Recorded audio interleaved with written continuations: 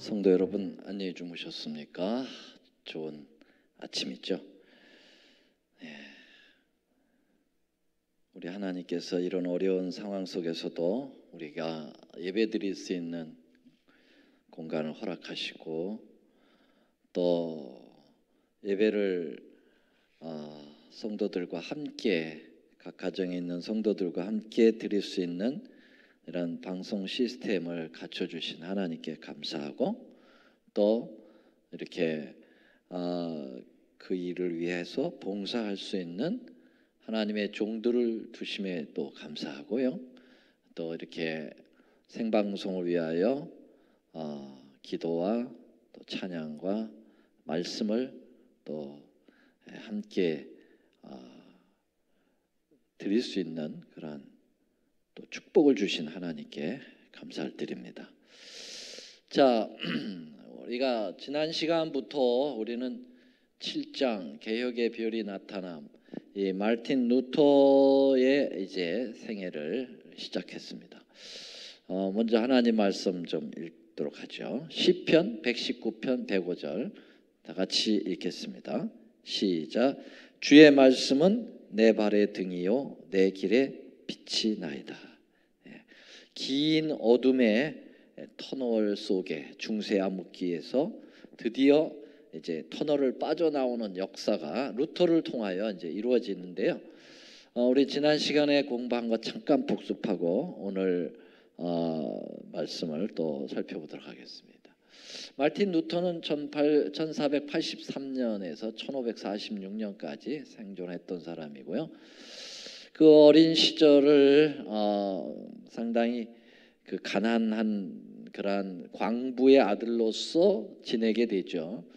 그러나 그의 삶 전체는 매우 괄목할 만한 삶이었다고 각시대대쟁투 120에 증언의 말씀에서는 얘기합니다. 마르틴 루터는 열성 있고 경건하고 하나님 경외하는 것 외에는 아무것도 두려워하지 않을 뿐 아니라 성경 위에는 아무것도 신앙의 기초로 삼지 아니한 그 당시 시대적 인물이었다. 아버지가 루터, 이제 한스 루터죠. 어머니는 마가렛 루터고 굉장히 엄했어요. 그래서 초다를 아끼지 않으면서 자녀를 키웠다고 그랬습니다.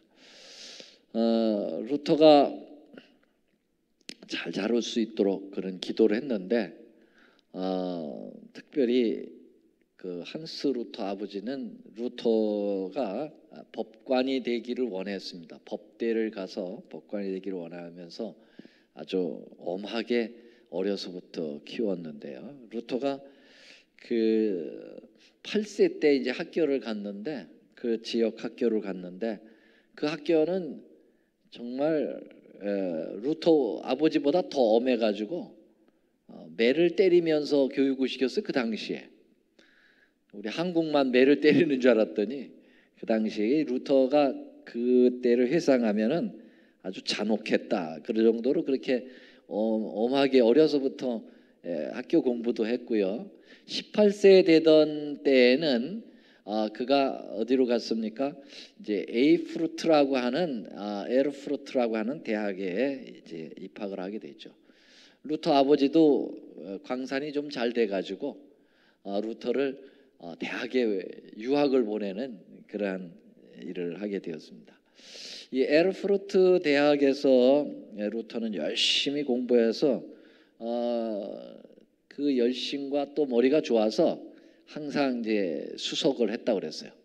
지칠 줄 모르는 열심 때문에 그는 수석을 했죠.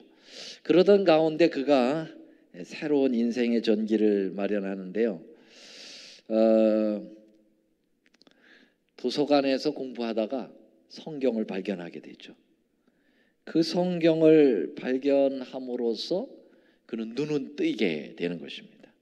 이제 때마침 그때 지금 코로나가 막 유행되듯이 유럽에 그 페스트균이라고 해가지고 전염병이 돌았어요. 그래서 유럽의 4분의 1이 죽었고요. 그 후미에 이제 그 루터 시대가 걸렸는데 에르푸르트라고 하는 그 루터가 다니는 대학의 교수 3명이 감염이 돼서 죽었어요. 막 자기 눈앞에서 사람이 막 죽어가는 걸 보고 인생의 군경을 깨닫고 그는 법대보다는 신학을 해야 되겠다. 이제 그런 생각을 하고 있었던 때에 도서관에서 성경을 발견하게 된 겁니다. 그 성경을 그는 발견하면서 정말 열심히 성경을 읽었습니다. 왜냐하면은 그 8세 때 그 잔혹할 만큼 매를 맞으면서 공부한 학교가 라틴어를 공부시켜 줬거든요. 라틴어로 성경이 외에는 번역을 못 시키게 했기 때문에 라틴어를 모르면 성경을 못 읽어요. 근데 루터는 어려서부터 그 8세 그 중고등학교 아마 초등학교 말서부터 이렇게 되겠죠. 8세면은 초등학교인가요? 그 정도의 나이 때 이제 라틴어를 공부했기 때문에 성경을 능히 읽을 수 있었죠. 그래서 여기 보면은 어느 날 루터는 대학 도서관에서 서적을 조사하다가 라틴어 성경을 발견하였다. 그는 이러한 책을 본 적도 없었고 그런 책이 있는 것도 알지 못했다. 그는 예배 시간에 회중에게서 복음서와 편지서의 일부를 읽어주는 것을 들어왔는데 그것이 성경의 전부인 줄로 생각하였다. 그런데 이때 처음으로 그는 성경의 전부를 보게 되었던 것이다. 그는 두렵고 놀라운 마음으로 생명의 말씀을 읽어 내려갔다. 그리고 맥박이 빨라지고 가슴이 두근거리는 가운데 생명의 말씀을 읽어가다가는 때때로 멈추고서 오 하나님 나에게 이런 책을 주셨으면 하고 부르짖었다. 오늘날도 우리가 말씀 보면서 이런 감정을 가지면 좋겠죠. 요새는 말씀이 너무 많아가지고 이런 감동이 없는데 루터가 성경을 처음 발견했을 때 이런 감정이었어요. 가슴이 뛸 정도로 벅차오르는 가운데. 자, 이제 여기까지 지난 시간에 공부를 했고요. 루터가 이제 성경을 읽다 보니까 신앙이 막 가슴팍으로 파고 들어오고 그런 전염병으로 사람들이 죽어가는 모습을 보면서 하나님을 의지해야 되겠다는 더 강한 마음이 들면서 그가 신학으로 이제 전과를 하게 되는데 아버지하고 마찰이 있었을 거라고 그랬죠. 마찰이 있어서 아버지는 법대를 계속 유지하고 루터는 이제 신학을 하고 싶어 했고 그러다가 이제 만들어낸 얘기인지 실제 얘기인지는 잘 모르지만 방학을 끝마치고 학교로 돌아오다가 큰 벼락을 맞아가지고 그가 자기 수호신이라고 생각하는 안나라고 성 안나를 향하여 기도를 하죠. 그래가지고 내가 하나님의 종이 되겠다라고 서원을 하게 되죠. 그래서 그는 이제 그 방학을 마치면서 철저한 더 신학적으로 공부를 하다가 안 되겠다. 수도원으로 들어가야 되겠다. 그때 수도원이 굉장히 많았다고 그랬어요. 이 에르푸르트 지역에도 수도원이 7개인가가 되었다고 그랬어요. 그래서 아주 그냥 철저하게 이제 수도사가 되는 거예요. 수도사. 그래가지고 철저한 공부를 해야 되겠다. 자기를 그 고행시켜가면서 도를 터야 되겠다.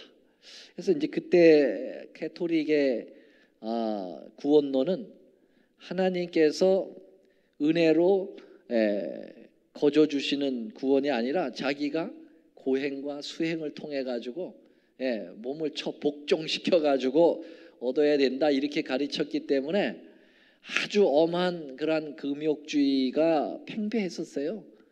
그래서 결혼도 안 하고 그러한 사제가 되는 일이 아주 유행처럼 되어 있었거든요.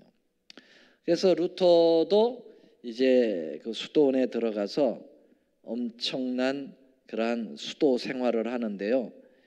자기 몸을 때려 가지고 상처를 입히고 밥을 안 먹고 금식을 하고 그리고 무릎을 꿇고 이런 엄한 그러한 수도 규칙을 지키고 하고 있는데 그가 얼마나 그렇게 심하게 수도 생활을 했는지 그는 여기서 이런 고백을 하죠. 여기 보겠습니다. 각시대 대쟁투 123쪽에 보면 실로 나는 경건한 수도승이었다. 나는 지금 내가 입으로 다 표현하기 어려운 여러 가지 엄격한 규칙들을 지켰다. 만일 수도승이 이러한 수도로서 천국을 얻을 수 있다고 하면 나는 분명히 그러한 자격을 얻었을 것이다. 그 일을 조금 더 계속하였다면 나는 반드시 고행의 결과로 죽고 말았을 것이다. 그랬어요. 여러분, 얼마나 힘들게 했으면 자기 자신도 내가 이렇게 해서 구원을 얻었으면 나는 얻을 수 있다. 예. 그리고 조금 더 그 고행을 했으면 나는 죽고 말았을 거다. 예. 그럼에도 불구하고 루터의 마음에는 뭐가 안 생기는 거예요? 구원의 확신이 안 생기고 마음에 평화가 없어요. 예. 뭔가 부족해 보이는 거예요. 이게 아닌데 이런 생각이 드는 거예요. 참 그러한 가운데에서 그 자기 자신에 대하여 절망에 이르게 되었어요. 우리 인간이라고 하는 것은 여러분 계속 죄되기 때문에 가만히 있으면 좋은 쪽으로 가는 게 아니라 나쁜 쪽으로 가요. 그래서 마치 잡초처럼, 예, 잡초는 그냥 가만 내버려둬도 번성해. 알곡은 잘 가꿔도 잘 안 되는데 이게 이제 죄악의 세상에서 그래요. 그러니까 루터가 수도 생활을 하면서도 끊임없이 자기를 이기려고 노력을 해도 어느새 음욕이 들고 어느새 식욕이 들고 어느새 자꾸 인간적인 죄성이 자꾸 마음에 생기는 거예요. 그러니까는 해도 안 되는 거예요. 그러니까 절망해요.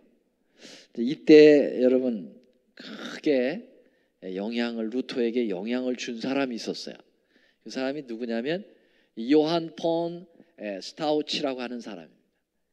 이 사람이 수도원 원장이에요. 수도원 원장인데 루터가 그렇게 고민하는 걸 알았어요. 근데 이 그 스타우피치라고 하는 이 원장도 수도 그 사이고 사제이기 때문에 성경을 접한 사람이에요. 그래서 루터에게 성경에 있는 진술을 이야기해 줍니다. 그래서 여기 고뇌하는 루터의 멘토인 스타우피치 신부는 그에게 자신을 보지 말고 그리스도를 의지하라고 말했습니다. 이거 너무 상식적이죠, 지금은요. 근데 그 당시는요, 자기 자신의 어떤 그런 부족함을 자꾸 보고 고행을 하려고 해서 자기를 초점으로 하지 나를 도와주시고 나를 위해서 고난당하신 예수님, 그분을 의지하는 법을 잘 몰랐다는 거예요. 이 가장 기초적인 거를 모르는 거예요. 그런데 이 스타우피치가 루터에게 네 자신을 보지 마라. 네 자신을 보면 너는 늘 부족해. 너는 늘 죄대.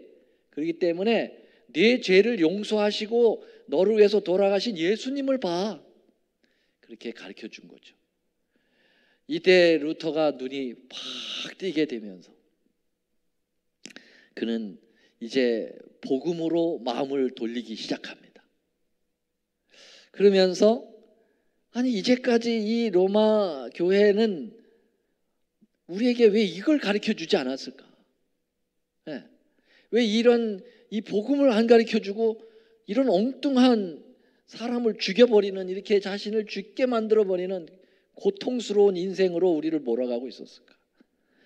이제 그러면서 루터가 막 고민을 시작하면서 서서히 이 교황권에 대하여 뭔가 의심을 품기 시작을 하는 거죠. 그러다가 루터는 얼마 되지 않아서 신부로 임명을 받았습니다. 서품을 받는다고 그러죠. 서품을 받아요. 그래서 이 신부가 되면서 그는 곧바로 여기 비텐베르크라고 하는 대학에 죄송합니다. 여기 비텐베르크라고 하는 이 대학에 뭐가 되냐면은 교수가 됩니다. 신학 교수가 되는 거예요. 그래서 신학 교수가 되면서 그는 뭐를 저기 했냐면은 성경을 늘 읽을 수 있는 기회가 있었잖아요. 그래서 복음서하고 시편 이런 것들을 아이들에게 강의를 하는데요. 와, 그 강의는 얼마나 인기가 있었던지 아이들이 강의실에 가득가득 찼어요. 루터의 강의는 살아 있었어요. 왜? 복음을 말하기 때문에, 성경을 얘기하기 때문에. 그래서 또 루터는요 웅변술이 대단했어요. 그래서 설교를 얼마나 강하게 그 진리를 아주 명료하게 힘차게 제시했는지 그 열정이 또 넘쳐가지고 루터는 삽시간에 그 인근 지역에 굉장한 큰 인물로 부상하기 시작을 한 것입니다. 자, 이러던 가운데 이제 이 사제들, 특별히 이제 신학 교수고 그러니까 하나의 그 과정이 있어요. 그게 뭐냐면 로마에 순례를 시키는 거예요. 로마 교황청이 있는 곳에 순례를 시키고 가서 교황도 아련하고 그 본부 지역을 한번 다녀오는 것이 이제 그 사제들의 신부들의 하나의 루틴이었어요. 하나의 그 과정이었어요. 그래서 루터도 이제 그 특별한 특혜를 입어 가지고 로마로 여행을 하게 되는 겁니다. 루터는 독일 사람이거든요. 근데 교황청은 어디에 있어요? 이태리에 있어요. 그러면 독일서부터 이태리까지 옛날에는 무슨 비행기도 없었고 도보로 가는 거예요. 도보로 걸어서 가는 거예요. 몇 달 동안 걸어가는 거죠. 그것도 하나의 고행으로 생각하는 거예요. 순례객이. 그래서 얼마의 시간을 거쳐서 로마로 가는데요. 그는 로마에 도착하면서 깜짝 놀랐다고 그랬어요. 왜냐하면은 너무나도 부유하고 사치스럽고 화려해서 깜짝 놀랐어요. 그곳 승려들은 마치 왕궁의 왕족들처럼 잘 먹고 호화롭고 정말 루터의 그 마음을 더 번민하게 만든 거예요. 야, 우리를 이렇게 고행을 시켜놓고 자기들은 뭐 하는 거예요?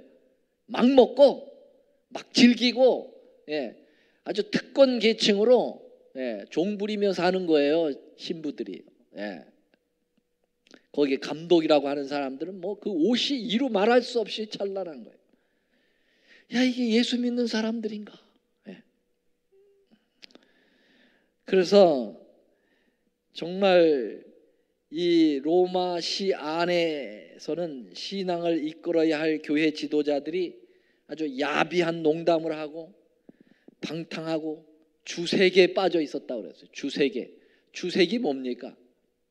술 마시고 여자들하고 놀아나는 일을 이들이 하는 거죠. 이것을 루터가 그들과 접촉하면서 로마에 여행을 하면서 다 보게 된 거예요. 그러면서 루터는 이렇게 평가했습니다. 세상에 지옥이라는 것이 있다면 로마는 필시 그 위에 건설되었을 것이다 그랬어요. 그것은 온갖 죄악이 생겨나는 무한 지옥이다 그렇게 평가를 했어요. 지옥이 다른 데 없구나, 여기가 지옥이구만 그랬어요. 자, 이런 가운데 그 로마에 갔으니까 또 할 건 다 해야 돼요. 그게 뭐냐면 그 과정 속에 뭐가 있냐면은 빌라도 계단이라고 하는 계단에 무릎으로 기어 올라가는 것이 하나의 순례의 과정입니다. 그래서 이 빌라도 계단이라는 게 뭐냐면은요, 빌라도는 예수님을 신문했던 로마 총독이었죠. 유대 나라의 로마 총독이었어요. 굉장히 오래된 얘기죠. 이 당시만 해도 1517년에 그 17년까지는 안 됐죠. 그 이전이니까 한 1510년경일 텐데요. 그리고 이 예수님이 빌라도에게 신문을 받았을 때가 AD 31년이에요. 그러니까 거의 1500년이 지난 시 이후의 일이잖아요. 이 빌라도에 의해서 예수님이 십자가 선고를 받았을 때 예수님이 그 빌라도 심판대에 올라가는 계단에서 신문을 받은 거거든요. 그러면 이 빌라도 계단은 어디에 있어야 됩니까? 유대 나라에 있어야 되죠. 예수님이 유대인이었고, 그렇죠? 거기서 그러면 이스라엘 나라에 있어야 되는데 이 빌라도 계단이 왜 로마에 와 있습니까? 이게 그 사람들이 만들어냈어.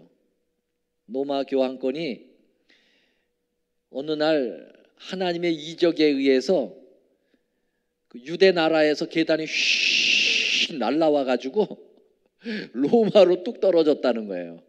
그런 신화를 만들어낸 거예요, 자기들이.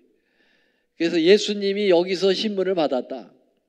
그렇기 때문에 우리는 예수님처럼 고난을 이제 몸소 체험하기 위해서 무릎으로 이 계단을 끝까지 걸어 올라가야 된다. 기어 올라가야 된다. 그래야 구원의 과정을 거쳐가는 거라는 거예요. 그래서 순례객들은 다 여기를 다 이렇게 올라가야 돼. 이렇게. 여행객들도 가면 이렇게 무릎으로 기어 올라가. 저도 여기 무릎으로 기어 올라가 봤죠. 왜냐하면 뭐 구원받으려고 하는 게 아니라 루터가 이렇게 기어 올라갔겠구나. 그걸 이제 체험해 보려고 무릎으로 기어 올라가 봤어요. 아프더라고. 되게 아파. 자, 루터도 이제 무릎으로 여기를 기어 올라갑니다. 법안권에 대하여 실망을 많이 했지만 그러나 자기는 신부고 카톨릭 대학의 신학 교수요. 여기 안 올라갈 수가 없어요. 올라갑니다. 무릎으로 여기를 묵묵히 걸어 올라가는데 자꾸 무슨 생각이 드는 거예요? 이게 뭐 하는 짓이지? 그런 생각이 들겠죠. 그런데 갑자기 그의 뇌리를 때리는 성경절이 팍 떠올랐다고 그랬어요. 그 경험에 의하면은요. 로마서 1장 17절에 그 말씀이 이 루터의 머리를 때린 거예요. 한번 같이 읽어보겠습니다. 시작. 복음에는 하나님의 의가 나타나서 믿음으로 믿음에 이르게 하나니 기록된 바 오직 의인은 믿음으로 말미암아 살리라 한가 같으니라. 이 말씀이 탁 머리를 치는 거예요. 루터, 너 지금 뭐 하고 있어? 이렇게 고행으로 구원받는다고 그랬어? 아니야. 의인은 오직 믿음으로 사는 거야. 예수님을 믿음으로 바라보는 거지. 이 음성이 탁 머리를 치는 순간 루터는 너무 부끄러웠다고 그랬어요. 너무 창피하다고 그랬어요. 그래서 얼른 거기서 일어나가지고 너무너무 창피해가지고 뛰쳐 내려왔어요. 그리고선 이내 독일로 그냥 와버렸어요. 자, 그러면서 루터는 다시 대학으로 돌아와가지고는 더더욱 그는 성경으로 돌아갑니다.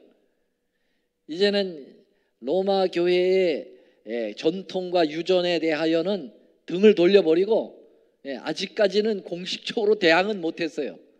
그러나 그는 말씀으로 돌아가기로 결심했어요. 오직 성경으로 나는 돌아가야 되겠다.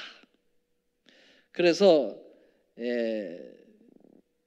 그 말씀을 더 잘 연구하고 더 설교하고 그러면서 이 비텐베르크 대학에서 신학 박사 학위를 받았어요.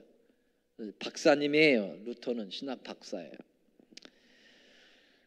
이제부터 그는 과거의 어느 때보다도 그가 사랑하는 성경 연구에 더욱 몰두할 수 있게 되었습니다. 그래서 그는 이 성경의 권위에 대하여 이렇게 생각합니다. 126쪽에 그는 단연히 그리스도인은 성경의 권위에 기초되지 않은 어떤 교리도 용납해서는 안 된다고 확고하게 언명하였다. 이 말은 바로 법왕의 최상권의 기초를 공격하였다.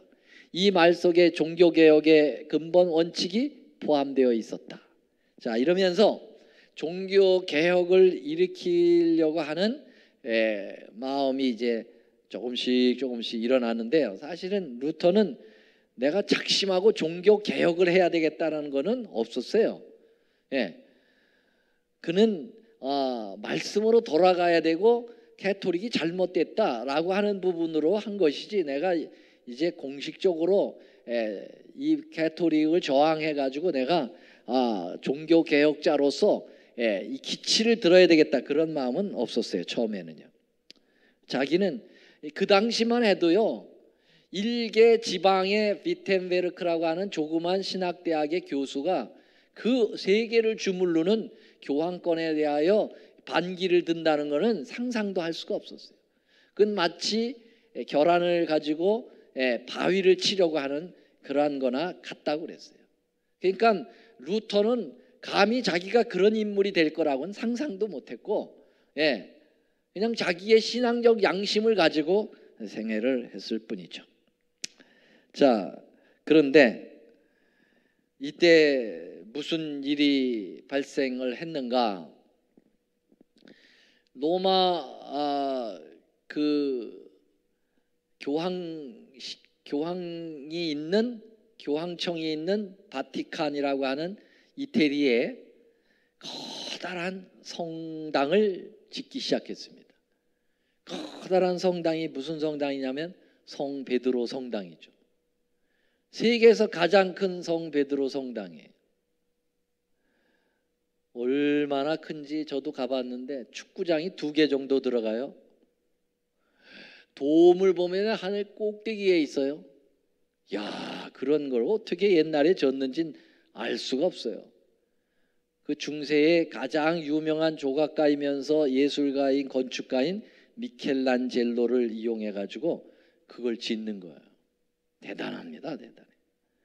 근데 그 건물이 그렇게 크니까 돈이 너무너무 많이 들어가는 거예요. 그래서 짓다가 멈추고 뭐 수십 년이 걸려서 짓는데 돈이 없어요. 그래가지고 이 교황청에서 뭘 했다고요? 돈을 모금을 하는데 무슨 모금을 했냐면 면죄부라고 하는 것을 팔아서 돈을 모으기 시작하는 거죠. 면죄부라는 게 뭘까요? 죄를 용서해 주는 티켓이에요. 여러분, 죄를 용서해 주는 티켓을 사면은 죄가 용서되는 거야. 세상에 그런 티켓이 있어요? 그러니까 만들어낸 거죠. 로마 교회는 연옥설이라는 게 있잖아요. 연옥설은 뭐예요?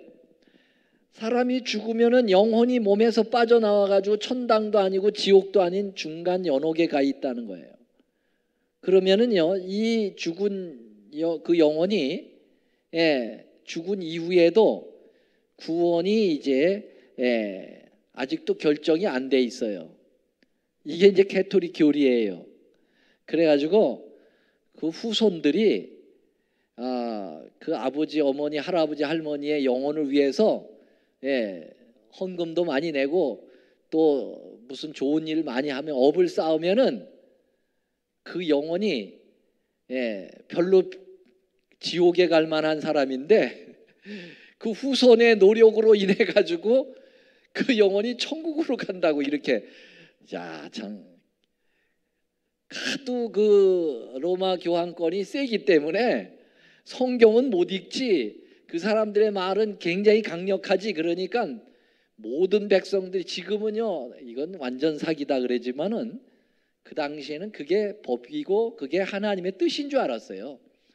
그러니까 이 무지몽매한 백성들을 다 눈을 가려놓고, 성경에 눈을 가려놓고 그런 이설을 갖다가 만들어 가지고 마음대로 좌지우지하는 거예요. 면죄부를 팔러 이 대표단들이 독일까지 왔어요. 각 세계를 다 돌아다니면서 파는 거예요. 근데 이 독일에 온 면죄부 파는 사람은 테젤이라는 사람이에요. 테젤이 면죄부를 파는데요. 이 면죄부 파는 장면입니다.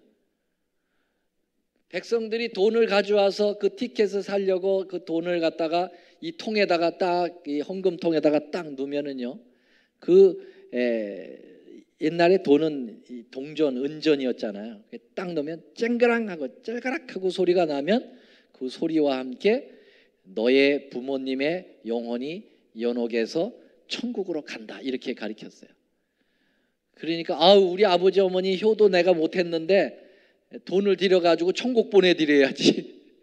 그리고서 돈을 사가지고 가서 그걸 하는 거지요. 참 기가 막힌 일이 일어나고 있는 거죠. 근데 이 면죄부 파는 이 테젤이 어디까지 왔냐면 루터가 살고 있는 위텐베르크까지 온 거예요. 그래서 위텐베르크의 많은 그 백성들이 가서 면죄부를 사가지고 오고 루터에게 자랑하는 거예요. 이거 사가지고 왔다고. 루터가 호통을 쳤습니다. 그런 미신에 속지 말라고. 성경엔 그런 말이 없다고. 어디 하나님의 나라는 예수 그리스도의 피로 가는 거지, 돈으로 가는 거냐? 그건 천부당만부당한 일이라고 막 벼락처럼 소리를 지르고 난리가 났어. 그랬더니 이 사람들이 가가지고 물러달라고 그랬어. 또 우리 누가 물러달라고 그랬냐? 누가 이런 소리를 했어? 그랬더니 루터가 얘기했다.